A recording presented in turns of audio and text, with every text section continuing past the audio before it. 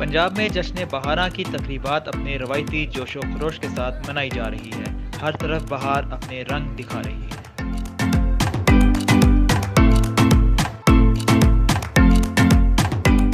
बहार का जश्न मनाने के लिए लाहौरियों का अपना ही अंदाज है।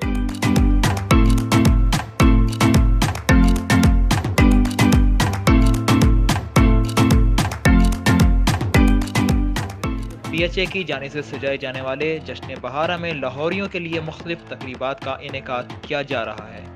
रवायती खानों के साथ मेला जश्न-ए-बहारां को खुश आमदीद कहा जाता है। खुले आसमान के नीचे बिछी चारपाइयाँ, गांव जैसा माहौल, रंग बिरंगे देसी खाने, चाटी की ठंडी मीठी लस्सी के साथ साथ मेले में बारबेक्यू, गोलगप्पे, बर्गर, मकई की रोटी और साग, सब्जी समेत दीगर खाबों के स्टॉल्स लगाए गए हैं।